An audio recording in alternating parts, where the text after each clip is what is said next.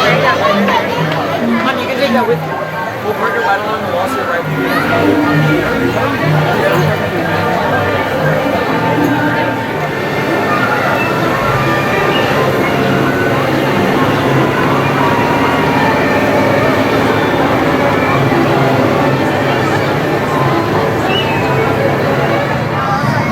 Ladies and gentlemen, with lightning speed, we're off.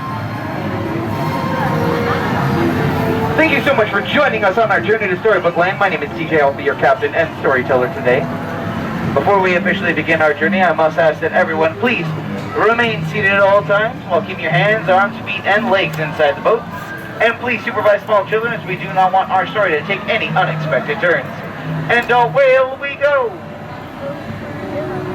We all know we can travel to enchanting places through the pages of books, though some travel in person. Whether it be down a rabbit hole or with the help of pixie dust, most find the experience to be magical, though some can find it menacing. Where it appears that we're traveling in the jaws of Monstro, the whale of Small, Geppetto, and Pinocchio, we're actually being transported to a magical place. That magical place is Storybook Land.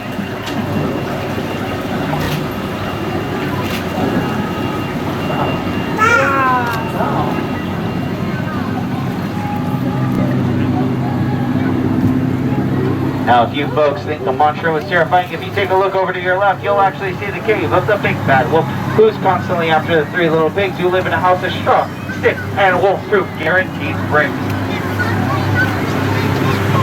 Our story does continue to make a strange turn as we find ourselves approaching the quaint English village that's home to Alice. We all recall Alice how one golden afternoon, she chased a white rabbit down the rabbit hole, and as she fell down, down, down into Wonderland, she found her adventures getting curiouser and curiouser. There are many inspiring places, like over to our right, we see London Park, where Peter Pan flew over with Wendy, John, and Michael Darling. They flew with the help of Tinkerbell's pixie dust on their way to Neverland, where they would never ever have to grow up. Up ahead is Agrabah, a city of mystery and enchantment.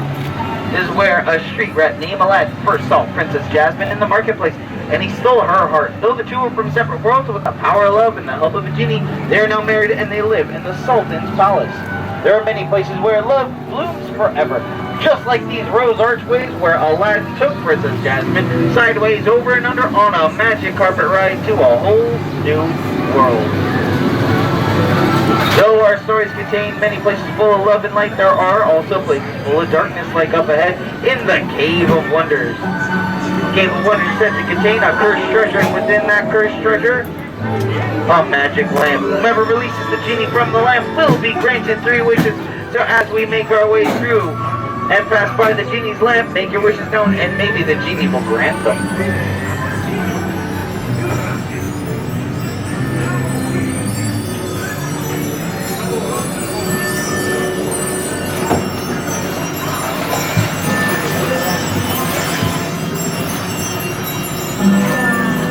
Now, I don't know what you folks wish for, but I know that Snow White wished for a safe place when she fled the evil Queen's castle. If we look over to our right, we actually see where she found the forest cottage that's home to the 7 dwarves. They took her in to thank her for her kindness. If we listen closely, we can hear the 7 dwarves whistle while they work in the mine. And over to our left, we see where Cinderella made the wish to attend the ball, though her wicked stepmother forbade it. So she was left alone in the Blue Roof Chateau until her fairy godmother granted her wish, and we could see up there on the bridge that she didn't leave by midnight, and her coat turned back into a pumpkin. Though magic has its limitations, love does not, and now Cinderella and her prince live happily ever after in the castle on top of the bridge.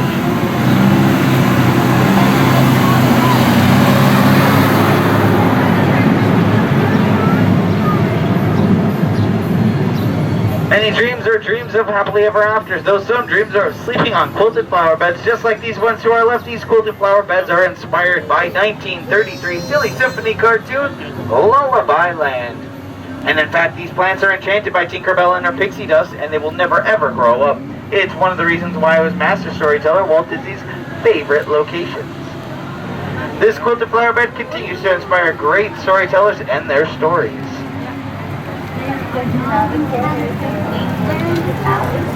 Stories like The Wind in the Willows. Up ahead, we actually see Toad Hall. Where Mole Rat and Mr. Toad spend their evenings, though you won't find Jay and Thaddeus Toad in there at the moment, for he's off on a wild ride to nowhere in particular. And beyond that, we see Arendelle, where Queen Elsa fled to her icy palace in the fjord. Though her sister Anna refused to let her go, she shows us the power of their love could weather any harsh snowstorm. And up ahead, we see the Alpine Village, home to a wood carver who wished upon a star that his wooden puppet would become a real little boy. Though it wasn't until Pinocchio saved Geppetto from the belly of Monstro, the beginning of our story, that the Blue Fairy granted his wish. There are so many wishes made in fairy tales, some that are even familiar, like the wish made by a little mermaid named Ariel when she followed her Prince Eric to his castle, the one we see over to our right. She left her world under the sea on unsteady lakes to become a part of our world.